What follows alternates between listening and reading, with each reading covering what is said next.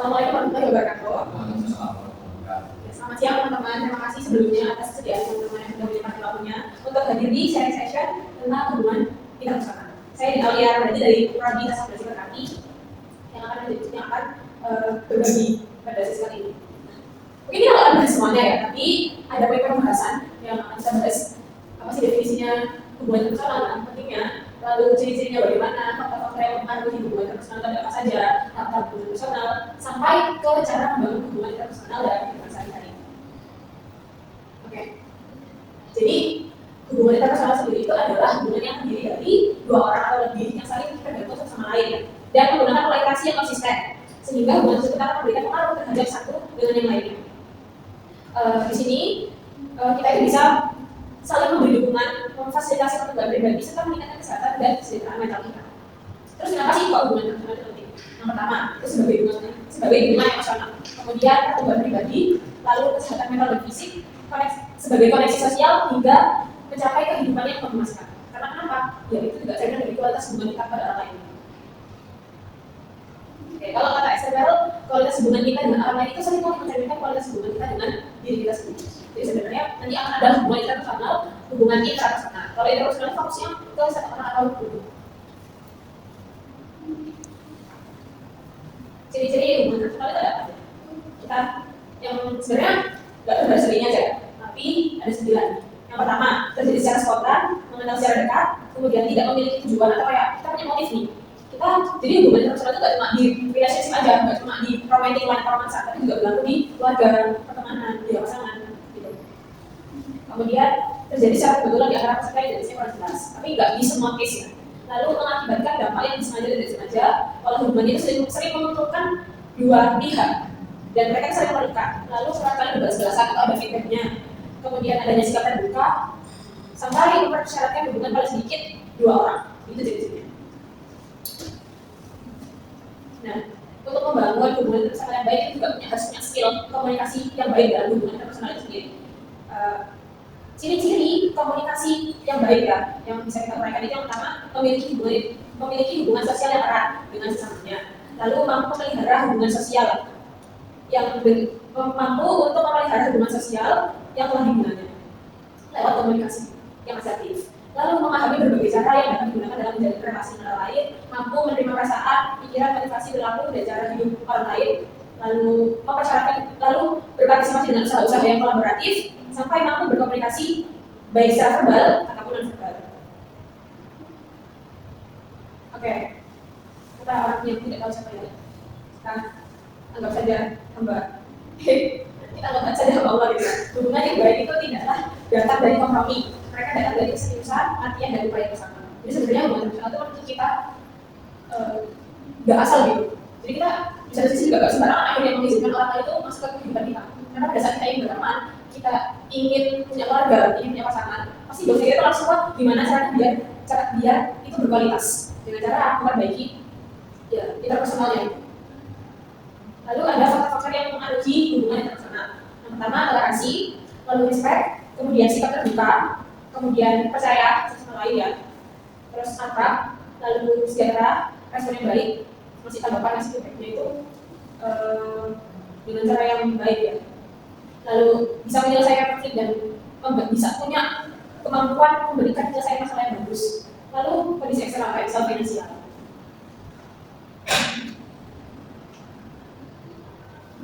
Oke, ini beliau berkata kalau saat kita belajar lebih banyak tentang orang lain, kita semakin memahami diri kita sendiri. Kata hubungan internasional itu ada apa sih? Akan bahas di sini. Yang pertama ada inisiasi, atau di mana individu mulai berinteraksi ya sama lain, membangun awal. Lalu eksperimen, percobaan.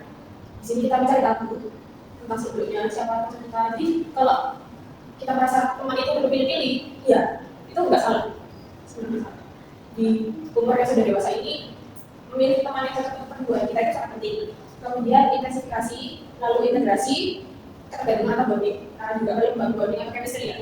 Lalu diferensiasi, lalu celah. Ini tahap dimana komunikasi itu antara satu sama lain jadi terbatas. Kemudian stagnasi, yaitu stagnan gitu, nggak berkembang atau statis. Bisa jadi karena komunikasinya tidak dominan, itu sangat mungkin terjadi. dan ada degradasi. Ini tahap dimana mereka itu avoiding gitu, menghindar ketika ada masalah, mengurangi keterlibatan emosional. Kalau masalahnya itu sangat menyentuh ranah emosional kita kan saat menguras energi. Jadi akhirnya dia avoid, milih buat menghindar. Lalu pemisahan yang paling penting. Tapi nggak semua endingnya itu berpisah. Kadang ada yang pisah dulu, lalu sadar kalau ketika kita harus pisah, lalu merasa ketemu orang baru lagi yang ternyata jadi kita compare, itu juga akhirnya ada ruang yang buat part 2 biasanya. Lalu ada komunikasi hubungan interpersonal. Ada empat tujuan komunikasi yang dikembangkan oleh Devito. Yang pertama menemukan, kemudian berhubungan, meyakinkan, dan bermain. Selain itu menurut Wijaya, komunikasi yang dilaksanakan memiliki beberapa tujuan. Di antaranya ada supaya yang disampaikan itu dapat mengerti apa yang kita sampaikan, kemudian memahami individu lain melalui komunikasi yang asertif, dan memberatkan individu lain untuk melakukan sesuatu, memotivasi dan lain-lain. Dan itu salah satu aktivitas atau salah satu teknik kalau hubungan interpersonal itu baik. Nah, menurut syarat itu menggambarkan cara untuk mengetahui kemampuan komunikasi interpersonal individu. Jadi yang pertama pengamatan objektif, kemudian pengamatan subjektif, laporan diri dan menerima laporan. Oke, kita ada kutipan lagi. Tidak semua orang itu bisa masuk ke dalam hidup Anda atau hidup kita. Tapi yang masuk pasti memberi arti yang berharga. Artinya yang kita izinkan masuk itu pasti tidak sembarangan ya teman-teman. Selanjutnya ada penyebab rendahnya kemampuan komunikasi interpersonal. Nah, yang pertama ada kurangnya rasa percaya diri. Kita tiba-tiba merasa kayak keras gitu sama orang yang awalnya kita rasa cocok. Jadi kita nggak percaya diri untuk mengkomunikasikan masalah kita. Menghindar ketika ada masalah atau takut orang itu mengejek atau ngejudge, menyalahkan situasi kita. Akhirnya bisa menyebabkan akhirnya komunikasi itu tidak berhenti. Kemudian yang kedua adalah peka terhadap kritik. Kadang itu nggak semua orang peka terhadap kritik itu langsung bisa bikin dia berubah. Ada yang memang tipikal orang yang kalau ada kritik yang membangun itu dia senang. Tapi kadang ada orang yang ketika dia peka terhadap kritik itu sensitif. Ada kadang ada spekulasi yang belum selesai. Dan itu nggak diucapkan, itu dibiarkan jadi spekulasi. Kemudian responsif terhadap pujian. Senang banget dipuji. Kayak pernah nggak sih kita punya teman yang bikin kita itu kalau misalnya ada situasi yang lagi genting, kita mulai jurus ini masih mereka pujian supaya mungkin suasana hatinya baik kayak gitu. Pernah ya? Nah itu sebenarnya mengikis komunikasi kita. Karena sebenarnya kita juga nggak jujur sama diri kita pada saat kita melakukan itu. Kemudian bersikap tidak kritis. Atau di sini tuh katanya kalau misalnya nggak sanggup memberikan penghargaan dan pengakuan pada kelebihan orang lain itu juga kita nggak bisa ngapresiasi teman kita, itu juga bisa jadi masalah. Kemudian cenderung tidak disenangi orang lain, berpikir pesimis itu sangat tidak atraktif ya. Yang memperhatikan pertimbangan orang yang positif yang berpikir pesimis itu. Kemudian takut untuk melakukan komunikasi, takutnya banyak soalnya ada yang nggak bisa, masa nggak aman, lalu takut dijudge. Kalau misal ada tanda-tanda seperti ini di dalam komunikasi, entah itu dalam pertemanan atau keluarga atau relationship atau masa, itu mungkin ada yang salah dengan, ada yang kurang sehat dengan hubungan interpersonal kita, atau mungkin masih belum sepenuhnya membangun itu. Nggak ada sih hubungan yang selalu mulus. Mereka memberikan komitmen pengorbanan dan kesabaran. Jadi sebenarnya nggak apa-apa kalau misal kita dalam punya hubungan itu kayak keluarga pertemanan atau pasangan kita effort. Tapi tadi kalau kita sudah tahu semua, kita jadi punya kalau ukur yang mana sih effort yang membuang-buang energi kita, mana yang tidak sehat. Itu sangat bisa di-cut. Oke, cara membangun hubungan interpersonal dalam kehidupan. Sebenarnya itu nggak pakem dan pasti bisa dimodifikasi sendiri. Tapi mungkin ini bisa memberikan insight. Yang pertama, mengasah kepekaan empati dan simpati. Kita perlu mengasah kepekaan empati dan simpati kita. Tujuannya apa? Biar kalau misal mereka ada masalah, kita ikut merasakan masalahnya mereka. Kemudian juga bisa bantu. Misalnya mereka nggak punya, misal masnya punya masalah tapi nggak bisa ngomong. Cuma kan saya kenal orang yang peka, karena saya mau mengasah kepekaan saya konfront masnya buat. Kayaknya melihat kamu akhir-akhir jadi lebih pendiam, kayaknya murung banget tadi di kelas. Nah, karena seperti itu sebenarnya bisa mendorong seseorang yang awalnya nggak terbuka, akhirnya merasa, oh iya ya, aku ada yang notice, aku ada yang perhatikan. Lalu yang kedua, bekerja sama. Jadi nggak bisa satu orang aja ya, yang cuma kerja di sini harus banyak. Lalu berbagi rasa, itu maksudnya kita berbagi suka dan duka kita, cuma dukanya aja kayak susah cari dia terus karena mungkin dia orang yang selalu ada buat kita, nggak bisa gitu. Harus berbagi suka dan duka. Lalu menjadi bapak.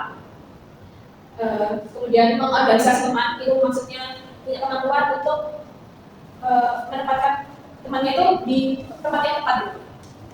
Ya, sesuai dengan kalian lah. Kemudian bisa menebak suasana hati. Seseorang yang sedang dalam hubungan interpersonal itu memiliki kemampuan menangkap suasana hati orang lain.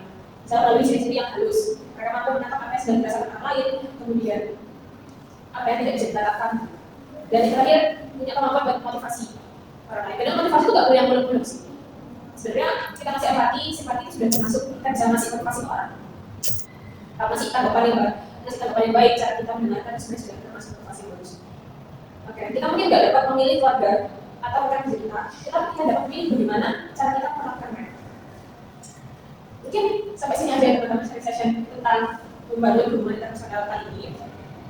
Saya cukupkan dan saya harap bisa bertemu teman-teman di lain kesempatan. Terima kasih banyak atas kesempatannya. Saya akhiri. Sekian, terima kasih. Wassalamualaikum warahmatullahi wabarakatuh. Assalamualaikum warahmatullahi wabarakatuh. Kenalkan, saya Dino Darmadanti dari Prodi Saudara Psikoterapi. Ingin sedikit berbagi kepada teman-teman tentang gimana sih caranya kita itu membangun hubungan internasional. Nah, ini dia poin-poin pembahasnya yang akan kita bahas pada sharing session kali ini. Yang pertama ada apa sih definisi dan pentingnya hubungan internasional, lalu faktor-faktor apa yang mempengaruhi hubungan internasional, komunikasi bagaimana sih komunikasi hubungan internasional, lalu ciri-ciri hubungan internasional itu aja, kemudian tahap-tahap dari hubungan internasional sampai dengan cara membangun hubungan internasional dalam kehidupan sehari-hari kita itu kayak gimana. Oke. Ya, jadi hubungan internasional itu adalah hubungan yang terjadi dari dua orang ya teman-teman atau lebih yang saling tergantung satu sama lain dan menggunakan pola interaksi yang konsisten. Nah, hubungan internasional itu adalah inti dari pengalaman manusia. Karena adanya hubungan internasional ini yang memungkinkan manusia bisa saling memberikan dukungan, memfasilitasi kehidupan pribadi, meningkatkan kesehatan dan kesejahteraan mental kita, serta membantu kita sukses dalam berbagai aspek kehidupan. Apa sih alasannya kok hubungan internasional itu penting? Yang pertama, karena kalau misalnya kita punya hubungan internasional di segala relationship ya, nggak cuma di romansa aja, tapi keluarga dan pertemanan. Yang pertama, itu bisa memberikan kita dukungan emosional yang baik. Kemudian pertumbuhan pribadi, kesehatan mental dan fisik, koneksi sosial, kesuksesan dalam karir, dan sampai kita itu bisa menemukan kehidupan yang memuaskan. Karena aspek-aspek itu sudah bagus itu kualitasnya. Oke. Nah, kata aspek adalah kualitas hubungan kita dengan orang lain itu seringkali mencerminkan kualitas hubungan kita dengan diri sendiri. Kalau ciri-ciri hubungan itu sebenarnya kayak gimana sih? Yang pertama,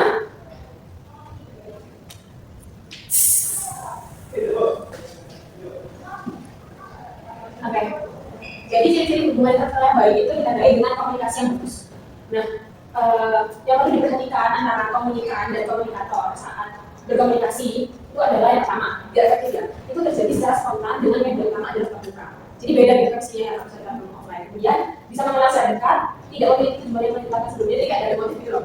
Dari awal misalnya kita mau berkenalan sama si ABC dalam hal apa misalnya kita dalam mau teman aja atau mau udah ada pandangan soal bahasa kok jadi sendiri.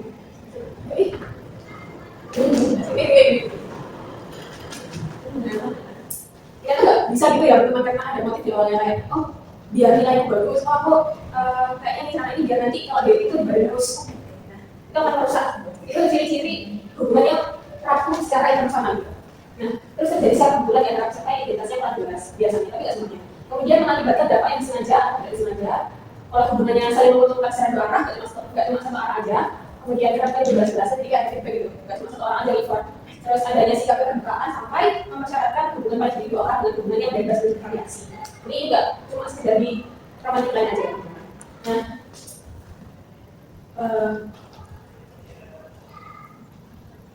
ya faktor-faktor yang, nah jadi ada faktor-faktor yang mempengaruhi hubungan internasional. Di antaranya yang pertama ada toleransi, respect, sikap terbuka, kepercayaan, akraban, kesejajaran, respon, konflik dan penyelesaian masalah, kondisi eksternal, kayak ya banyak. Maksudnya faktor eksternal itu contohnya seperti lingkungan kita atau situasi keuangan kita gitu.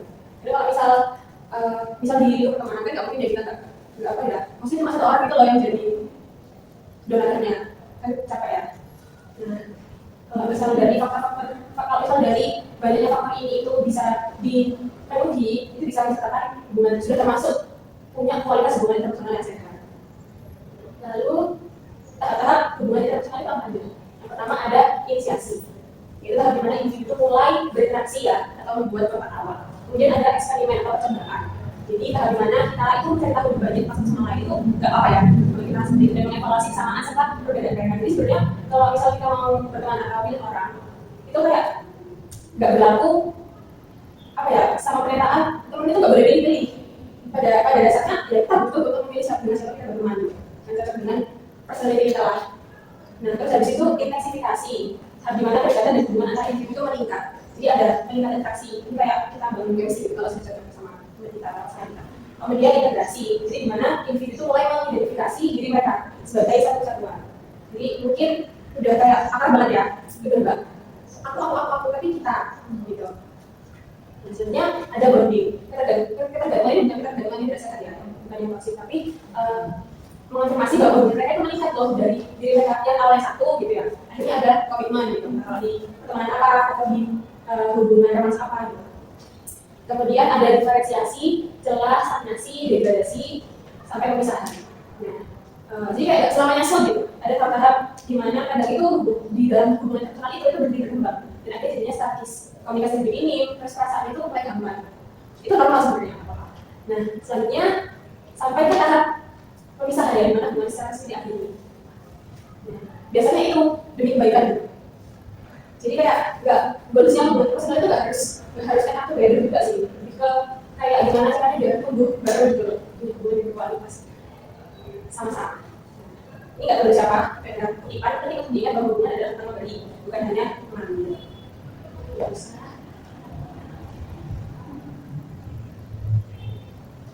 Nah, kenapa selanjutnya ini ya teman-teman? Karena tidak semua orang ini bisa masuk ke dalam hidup kita, Anda, tetapi yang masuk pasti memberikan arti yang berbeda. Kita nggak pilih yang dari sembarang orang masuk ke hidup kita gitu, tanpa menyadari. Nah, dengan memahami pentingnya hubungan personal ini, kita jadi tahu kalau orang yang di sekitar kita itu berarti adanya kita punya value atau punya bonding yang bagus ketika kita mengizinkan mereka masuk ke hidup kita. Nah, apa sih penyebab rendahnya kemampuan komunikasi personal? Jadi kan di tahap-tahapnya ada tahap ini ya, berpisah. Nah, ini apa penyebabnya pertama?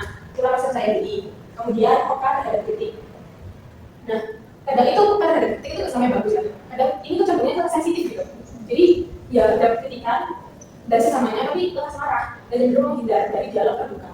Misal ada teman kita yang kayak gitu, misal berpotensi untuk merusak hubungan tidak kenal lagi. Kemudian responsif terhadap pujian. Seneng nih dipuji terus habis itu selalu gitu ya, dan meremehkan siapapun dengan apapun terus kita. Kemudian bersikap kritis, cenderung tidak disenangi oleh orang lain, berpikir pesimis saat untuk melakukan komunikasi. Jadi menahan diri dulu dari kita kalau misalnya ada konflik. Lalu ya kita menghambat komunikasi personal. Oke, tidak ada hubungannya selalu terus ya. Mereka membutuhkan komitmen, pengorbanan dan kesabaran. Jadi kayak kita dari awal itu sepertinya sudah disetting untuk serius gitu. Kalau kita mau punya hubungan entah itu pertemanan atau romansa keluarga gitu. Nah, cara membangun hubungan personal dalam kehidupan. Nah, yang pertama ada mengasah kepekaan empati dan simpati. Kemudian yang kedua bekerja sama. Kemudian kita bisa berbagi rasa. Kita tahu, maksudnya kita berbagi rasa itu nggak berbagi dukanya aja tapi seperti itu. Kemudian menjadi kontak, lalu mengorganisasi teman atau pasangan atau keluarga dan menebak suasana hati. Jadi bukan gitu suasana hati orang terdekat kita. Ini agak challenging sih. Soalnya kadang kita juga butuh atau ya itulah. Terus memotivasi orang lain. Oke, kita mungkin nggak bisa ya memilih keluarga atau rekan kerja kita, tetapi kita dapat memilih gimana kita memperlakukan mereka. Oke, mungkin cukup sudah ya teman-teman. Kita cukupkan sesi sharing session tentang hubungan personal kali ini. Terima kasih atas perhatiannya. Mohon maaf apabila ada kekurangan dan salah kata dari sesi ini. Semoga kita bisa bertemu di lain kesempatan. Ya, terima kasih. Wassalamualaikum warahmatullahi wabarakatuh. Ada tanya jawabnya ya? Nggak usah. Itu tidak sehat ya? Itu tidak sehat ya? Dari awal juga ada benefit loh. Benefit dan motif kalau nggak ada. Kamu mana? Ini bilangnya bedanya apa?